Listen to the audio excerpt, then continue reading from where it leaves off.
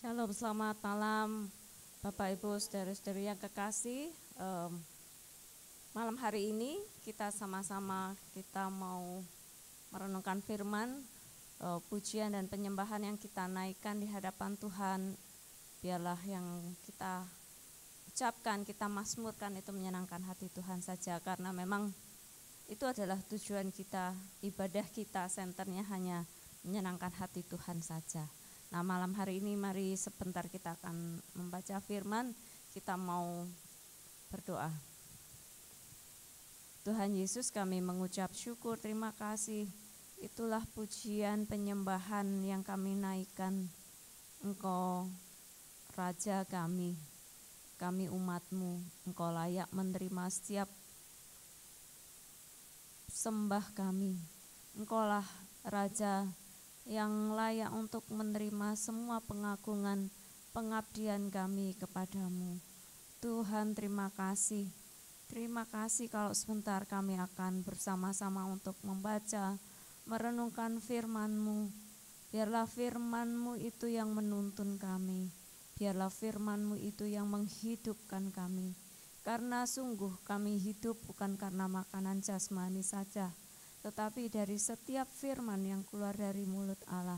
Dan sebentar kami akan merenungkan firman-Mu, firman yang menjadi hidup, kekuatan dan makanan kami. Firman-Mu yang membebaskan, menguatkan, yang memberikan jawaban atas setiap pergumulan kami.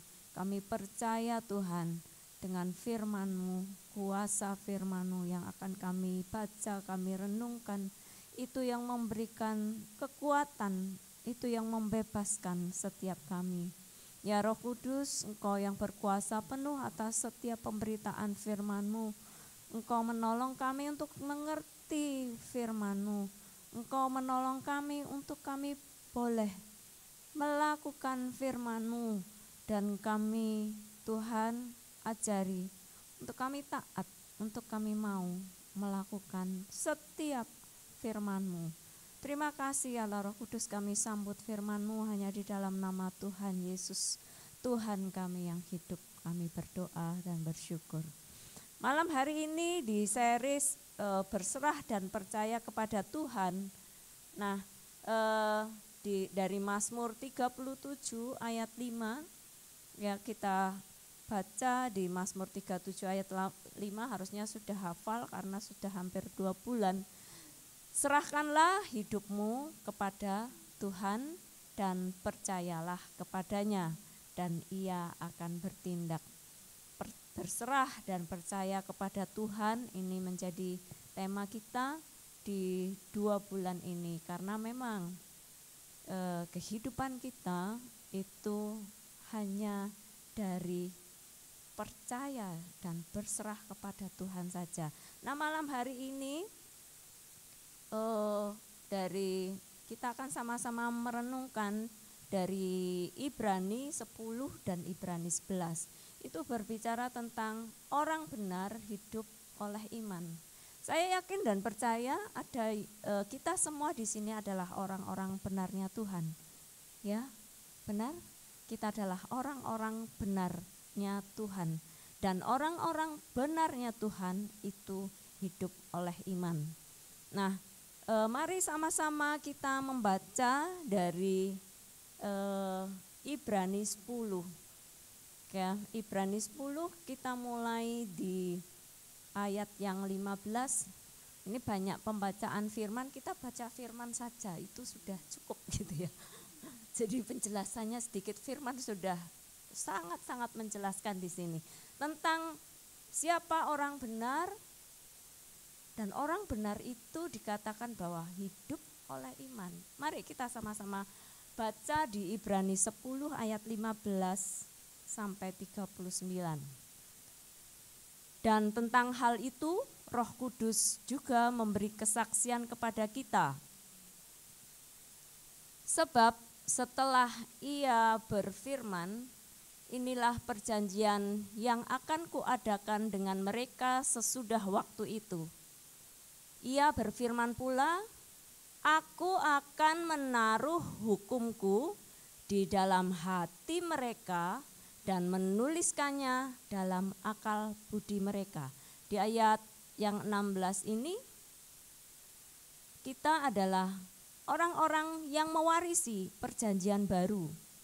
Kalau sebelum Tuhan Yesus, perjanjiannya ditulis di dalam 2 loh batu yang ditulis oleh Tuhan sendiri ketika Musa mendapat 10 perintah Allah. Tetapi di ayat 16 ini dikatakan bahwa aku membuat perjanjian yang akan kuadakan dengan mereka, dengan kita sesudah waktu itu. Ia berfirman pula, aku akan menaruh hukumku di dalam hati mereka. Bukan di loh batu tetapi di dalam hati kita Tuhan menaruh hukum-hukumnya dan menuliskannya di dalam akal budi kita. Ini adalah hukum, ini adalah perjanjian Tuhan dengan kita orang-orang benarnya.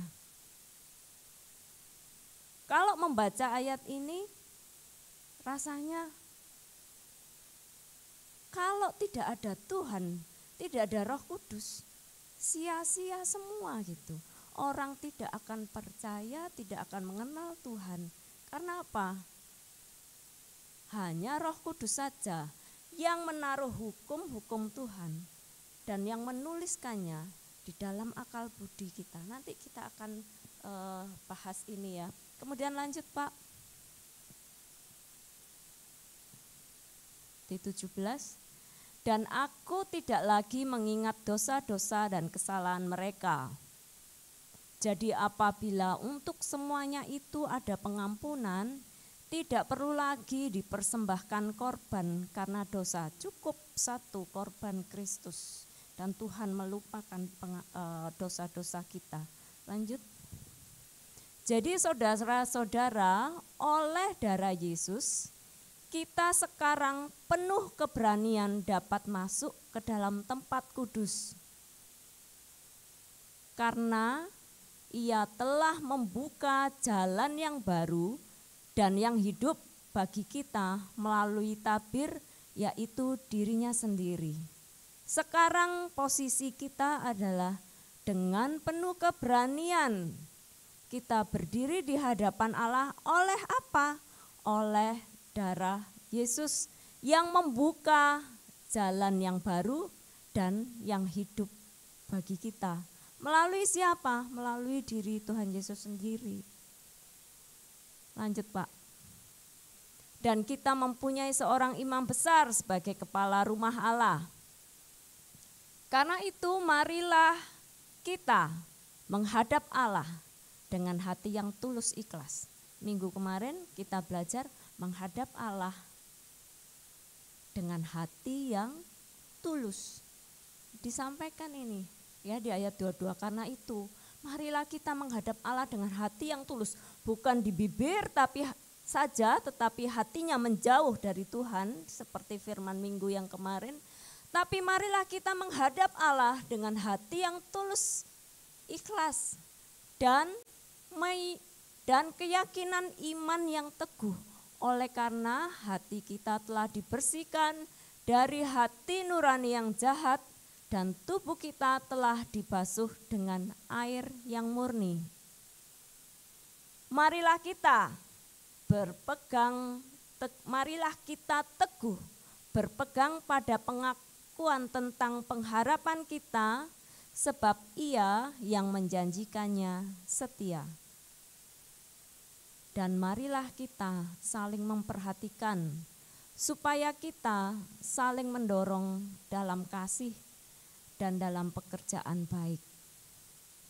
Janganlah kita menjauhkan diri dari pertemuan-pertemuan ibadah kita, seperti dibiasakan oleh beberapa orang, tetapi marilah kita saling menasehati dan semakin giat melakukannya menjelang hari Tuhan yang mendekat. Sebab jika kita semua berbuat dosa sesudah memperoleh pengetahuan tentang kebenaran, maka tidak ada lagi korban untuk menghapus dosa itu.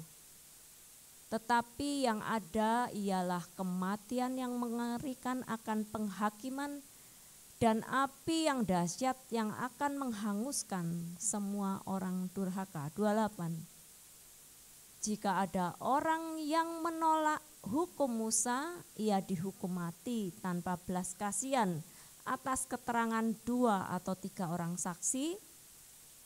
Tetapi 29, betapa lebih beratnya hukuman yang harus dijatuhkan atas dia yang menginjak-injak anak Allah, yang menganggap najis darah perjanjian, yang menguduskannya, dan yang menghina roh kasih karunia. Sebab kita mengenal Dia yang berkata, pembalasan adalah hakku, akulah yang akan menuntut pembalasan. Dan lagi, Tuhan akan menghakimi umatnya. Ngeri benar kalau jatuh ke dalam tangan Allah yang hidup. Ingatlah akan masa yang lalu sesudah kamu menerima terang. Kamu banyak menderita oleh karena kamu bertahan dalam perjuangan yang berat. Baik waktu kamu dijadikan tontonan oleh cercaan dan penderitaan maupun waktu kamu mengambil bagian dalam penderitaan mereka yang diperlakukan sedemikian. Memang kamu telah mengambil bagian dalam penderitaan orang-orang hukuman, dan ketika harta kamu dirampas, kamu menerima hal itu dengan sukacita, sebab kamu tahu bahwa kamu memiliki harta yang lebih baik dan yang lebih menetap sifatnya. 35, sebab itu janganlah kamu melepaskan kepercayaanmu, karena besar upah yang menantinya. Amin. Sebab kamu, ini yang harus kita lakukan, memerlukan ketekunan, supaya sesudah kamu melakukan kehendak Allah, kamu memperoleh apa yang dijanjikan itu. Sebab sedikit, bahkan sangat sedikit waktu lagi, dan Ia yang akan datang sudah akan ada tanpa menangguhkan kedatangannya. Tetapi orangku yang benar ini akan hidup oleh iman. Dan ingat, apabila ia mengundurkan diri, maka aku tidak berkenan kepadanya. Tetapi kita semua ini bukanlah orang-orang yang mengundurkan diri dan binasa. Amin. Tetapi orang-orang yang percaya dan yang beroleh hidup. Amin. Malam hari ini firman Tuhan sangat-sangat jelas bahwa kita semua ini adalah orang-orang yang dibenarkan oleh anugerah Kristus. Tadi kalau sebelum Kristus itu ada di bawah hukum Taurat ya, dituliskan di 2 loh batu, tetapi ketika Kristus itu sudah hadir, disampaikan bahwa aku mengadakan perjanjian baru dengan mereka, dengan kita orang-orang benar. Dia melalui Roh Kudusnya itu yang menaruh hukum-hukumnya di dalam hati kita. Sehingga dan akal budi kita, sehingga kita tanpa Roh Kudus, tanpa pengenalan akan Kristus, menerima Kristus dan tanpa Roh Kudus, upaya-upaya yang kita lakukan untuk mencapai surga, untuk mengenal Tuhan, itu gak mungkin. Karena apa? Karena kebenaran itu ada di dalam pribadi Tuhan dan Roh Kudus. Jadi seringkali kita lihat gitu, orang kok gak tobat ya. Sudah, kita kan lihat contoh kalau di Alkitab ya, bangsa Israel yang melihat mukjizat di depan mata, makan mana dan sebagainya, tapi tetap tidak percaya dan mengenal Tuhan.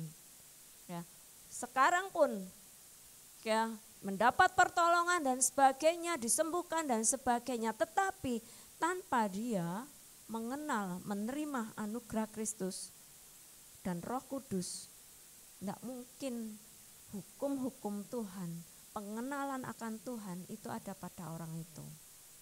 Ya, sehingga kan dikatakan tanpa iman enggak mungkin orang itu berkenan kepada Tuhan. Enggak mungkin gitu. Ya, ketika firman atau kebenaran itu disampaikan, nah kemarin di Ladies ini sudah saya sampaikan ya, ada 4 respon orang gitu ya. Ketika firman atau kebenaran Tuhan itu dinyatakan. Sama seperti yang Tuhan Yesus sampaikan ya, yang tadi ngomong bahwa aku akan mengadakan perjanjian dengan mereka, bahwa aku akan menaruh hukum-hukumku. Ketika itu disampaikan ada 4 respon. Yang pertama, orang yang mendengar kebenaran dan melihat kebenaran, melihat mukjizat pada saat dan percaya ya.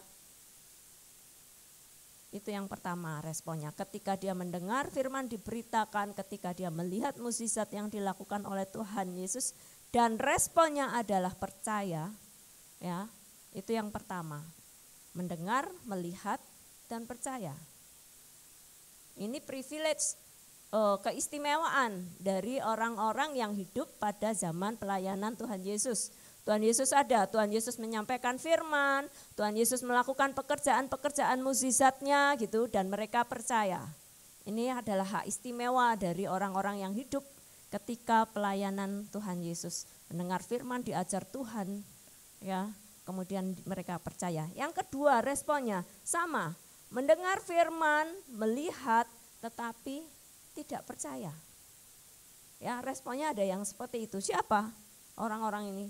Orang Farisi, orang Saduki, gitu ya. Pada zamannya Tuhan Yesus, dia mendengar firman, melihat Tuhan loh mengerjakan banyak hal, bahkan yang gak masuk akal kan Tuhan Yesus bilang, apa sih yang membuat engkau sampai engkau mau menghukum ya, membunuh aku dari pekerjaan-pekerjaanku kah, gitu ya. Padahal pekerjaan-pekerjaan baik. Ketika respon orang mendengar, melihat mukjizat tetapi tidak percaya. Ini yang tadi dikatakan itu, ya. Mereka tidak akan mendapat kehidupan. Dia tidak menerima jalan yaitu Tuhan Yesus dan tidak menerima hidup. Ya. Dia enggak percaya. Respon yang ketiga, dia tidak mendengar, tidak pernah mendengar, tidak melihat pekerjaan-pekerjaan Tuhan dan tidak percaya, wajar.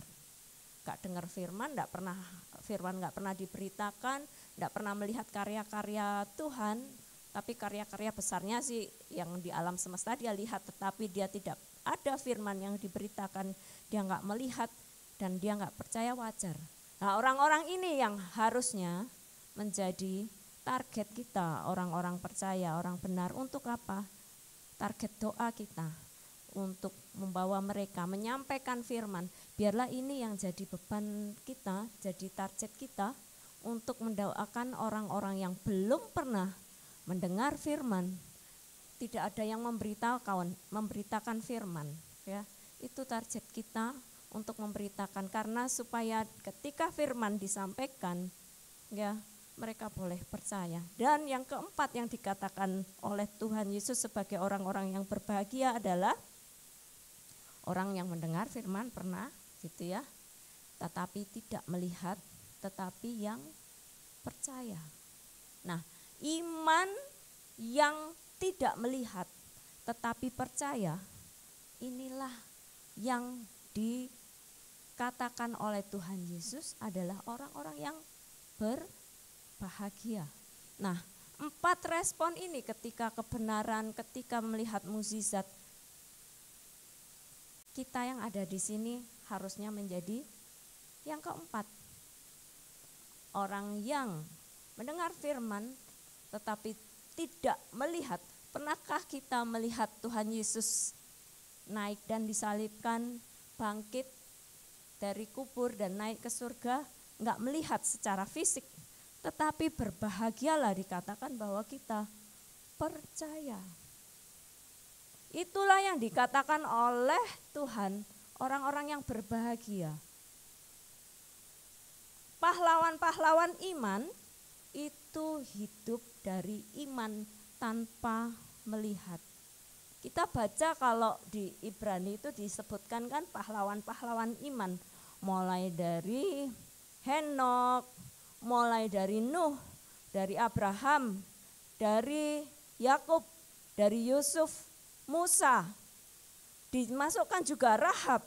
Ya, kemarin ladies kita sharing tentang Henok dan Rahab. Itu adalah warrior pahlawan-pahlawan iman. Iman yang tanpa melihat. Abraham disuruh keluar dari Haran, Ur Kasdim untuk menuju tempat yang dia belum lihat. Abraham disuruh dikatakan sama Tuhan bahwa engkau akan menjadi bapak dan keturunanmu akan banyak sekali. Dia sudah melihat? Tidak.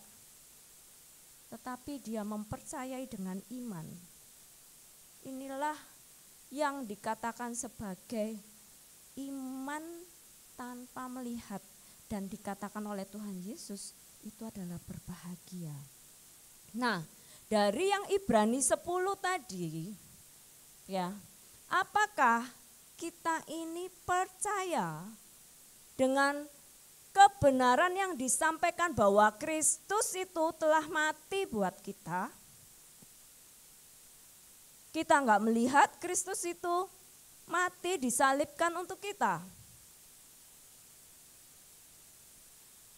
Kita tidak melihat dia bangkit pada hari yang ketiga dan naik ke surga dan sekarang menjadi imam besar kita. Kita tidak melihat itu, kita enggak hadir pada peristiwa itu, tetapi apakah yang kita responi? Kita mempercayai bahwa benar Kristus itu sudah mati buat kita. Kita baca yang tadi ya di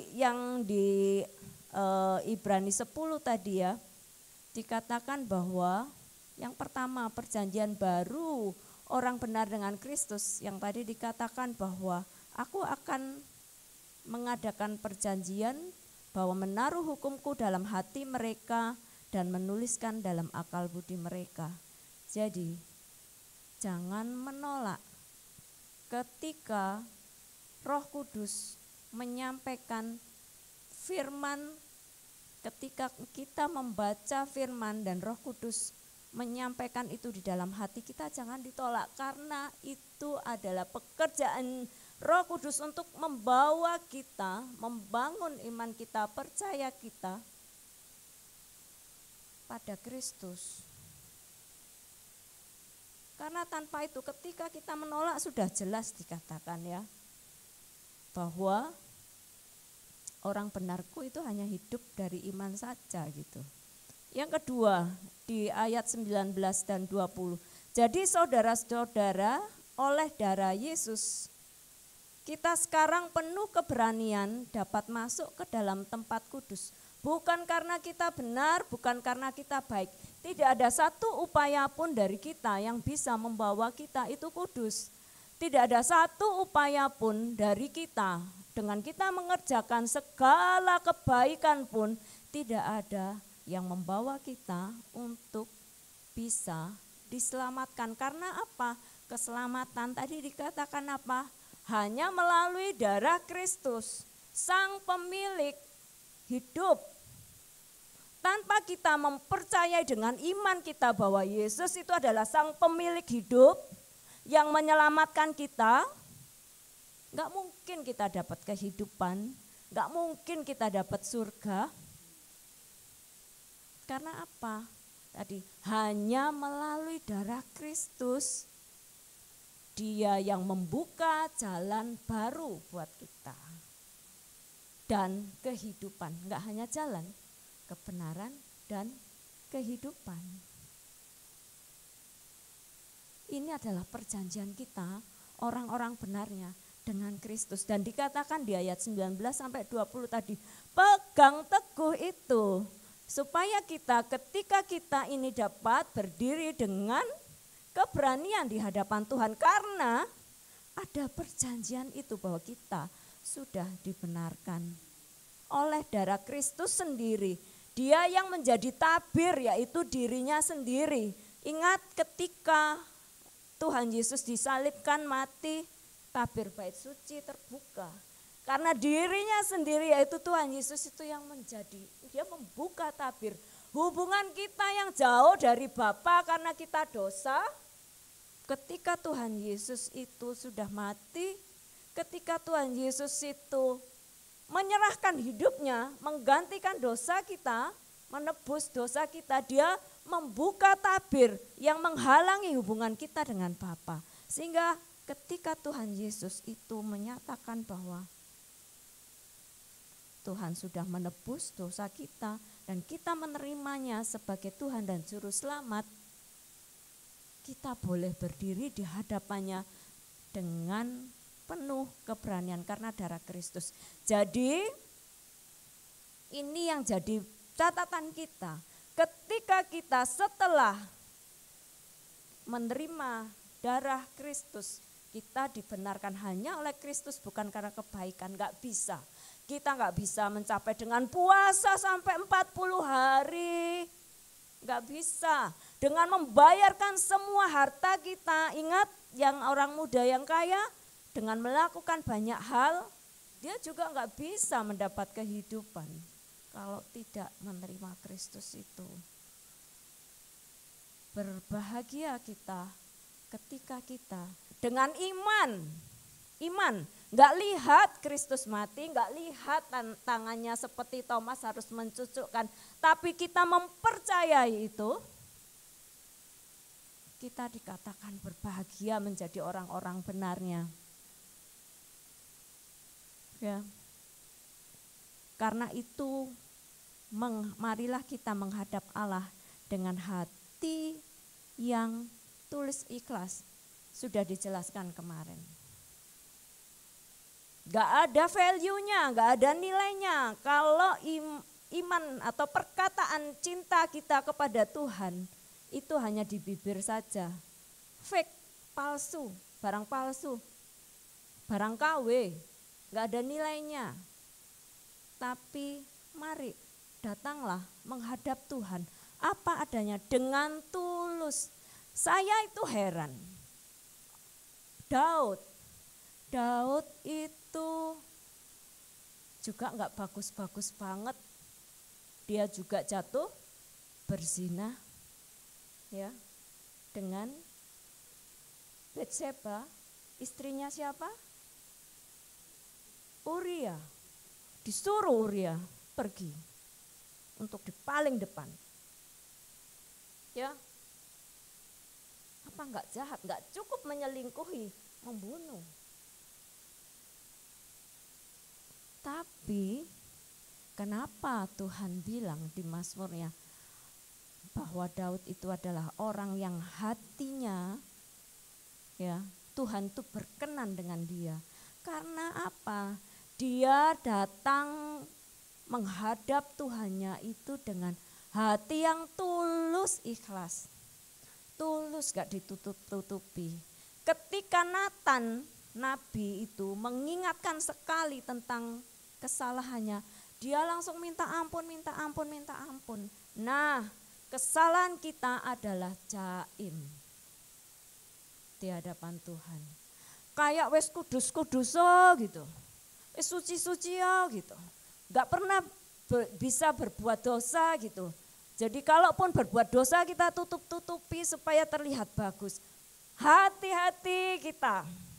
Mending datang ke hadapan Tuhan dengan hati yang tulus, ikhlas. Kalau kita berdosa, kalau kita jatuh, datang cepatlah lari, gak usah ditutup-tutupi. Gak ada, fine, aku baik-baik saja. Itu fake, gak perlu Tuhan. Tapi Tuhan bilang datang dengan menghadap Tuhan dengan hati yang tulus ikhlas. Ya. Jangan ketika jatuh lari, muter-muter gitu. Ini buat kita para pelayan biasanya. Aku enggak pelayanan dulu. Gitu. Atau ada, sebentar aku mau merenung dulu, jauh-jauh mau apa? Ketika kita jatuh ya cepet minta ampun, datang sama Tuhan. Karena kita benar, kita ini enggak ada apa-apanya loh kok tanpa Roh Kudus. Dengan kekuatan apa? Dengan kebenaran apa? Tuhan bilang aja kebenaran kita itu kayak kain kotor gitu. Tanpa Dia yang menguduskan, tanpa Dia yang memampukan, tanpa Roh Kudus yang menjelaskan, menaruh hukum-hukumnya di dalam hati kita dan menuliskan di akal budi kita sehingga kita ini bisa disadarkan, diinsafkan. Tanpa itu kita ini enggak bisa. Makanya ketika kita datang sama Tuhan, ya apa adanya. Tidak ada dosa yang tidak dapat diampuni gitu. Kalau kita hanya ketika kita tidak mengakuinya dan tidak minta ampun. Kan Tuhan itu enggak pernah membiarkan anak-anak yang dikasihinya, disayanginya, pasti diingatkan. Dengan cara apapun pasti itu diingatkan, ayo kamu gini.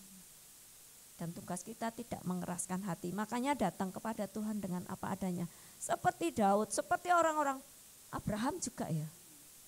Abraham itu lebih asik lagi. Dia yang salah tapi dibela Tuhan. Benar gak ya? Yang ngajari istrinya bilang, oh kamu bukan istriku, kamu saudaraku aja. Gitu kan?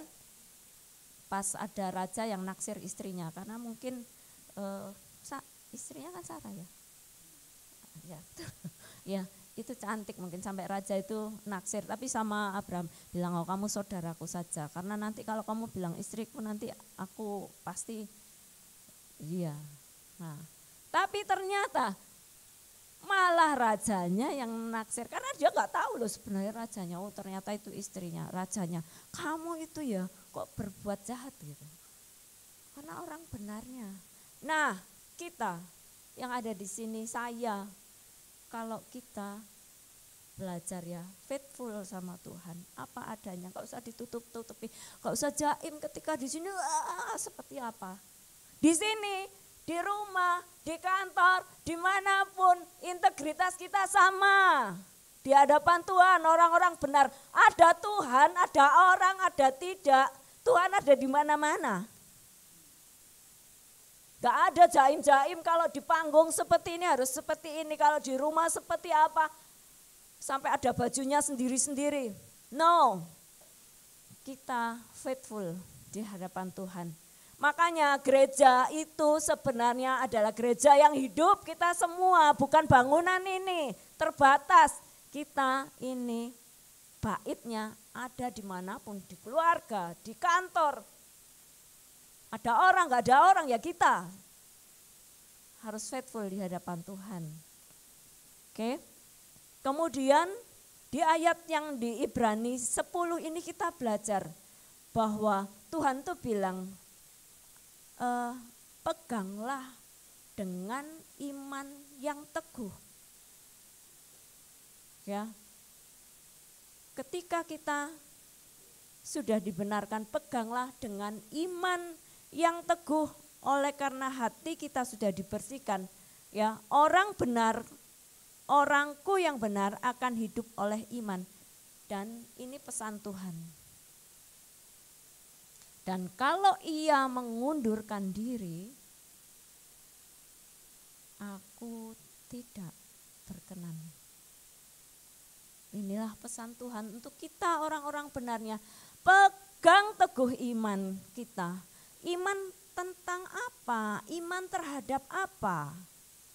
Iman bahwa kita ini adalah orang-orang yang sudah ditebus oleh Kristus. Yang sudah memberikan hidup dan jalan baru buat kita. Itu adalah iman kita.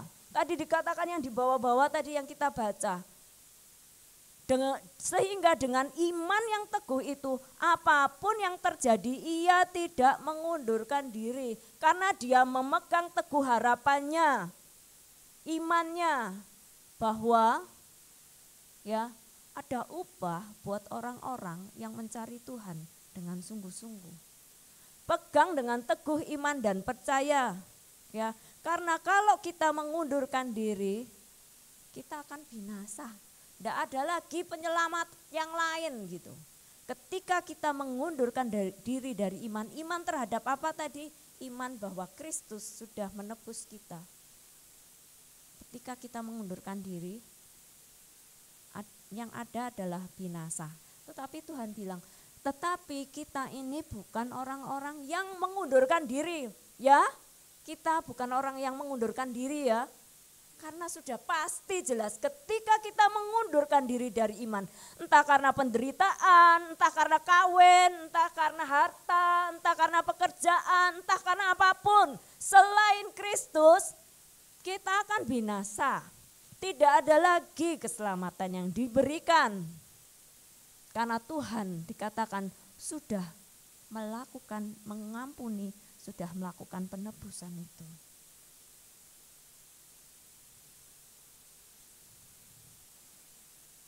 Nah karena itu pegang teguh iman kita. Di Ibrani 11 ya kita sudah kita tahu bahwa di ayat 1 Ibrani 11 apa sih kok bolak-balik iman. Inilah iman.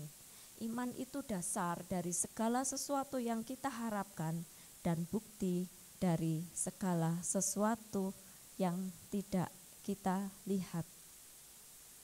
Ya. Itu adalah iman. Di Ibrani 11 juga disampaikan bahwa tadi yang para pejuang iman ya, mereka yang mengimani tanpa melihat ya. Kemudian orang-orang benarku itu hidup oleh iman. Yang pertama bahwa ya semua yang kita peroleh saat ini itu adalah pemberian, anugerah dari Tuhan.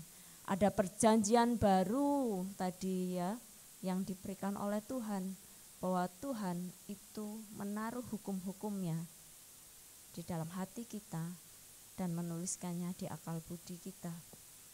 Ya. Yang kedua, orang benar itu selalu hidup oleh iman. Apa yang kita imani? Yang kita imani adalah tadi bahwa oleh darah Kristus, Kristus itu telah membuka jalan baru dan kehidupan melalui dirinya sendiri. Dia yang menjadi tabir, dia yang menjadi jalan dan hidup. Siapa yang berpaling kepada Allah, ya, dikatakan bahwa ia harus percaya bahwa Allah ada dan memberi upah kepada orang yang sungguh-sungguh mencari Dia. Ya, di Ibrani 11 itu dikatakan, iman kita itu mengimani apa sih? Mengimani bahwa Kristus itu yang sudah menebus kita melalui dirinya sendiri, memberi jalan baru dan kehidupan. Siapa yang beriman kepada Allah, dia mengakui. Siapa yang berpaling kepada Allah, dia harus mengakui bahwa Allah itu ada dan bahwa Allah itu memberi upah kepada orang-orang yang sungguh-sungguh mencari Dia. Inilah kita.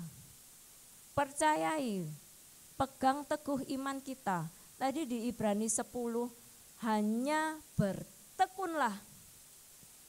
Apa yang harus kita lakukan sebagai orang-orang percaya supaya iman yang tadi dipesankan oleh Tuhan di dalam firman-Nya, peganglah imanmu dengan teguh. Ya. Yang kita lakukan di ayat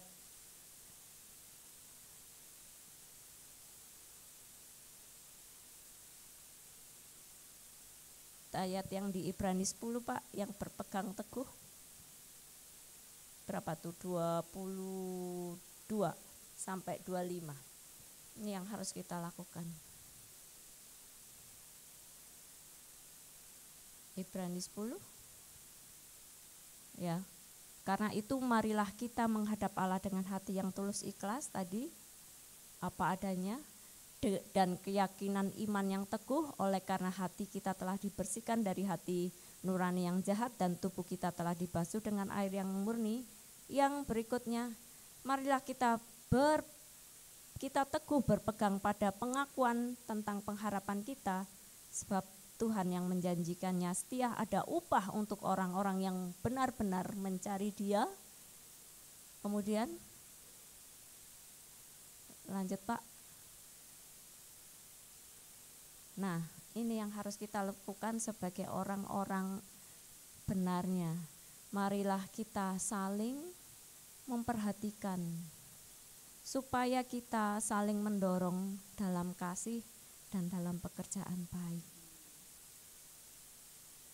Jadi sebagai orang-orang benarnya, dengan memegang teguh iman kita, marilah kita saling memperhatikan, lanjut Pak, untuk mendorong di dalam kasih dan melakukan pekerjaan baik. Yang kelima, 25 dikatakan janganlah kita menjauhkan diri dari pertemuan ibadah kita seperti dibiasakan oleh beberapa orang, tetapi marilah kita saling menasehati dan semakin giat melakukannya menjelang hari Tuhan yang mendekat.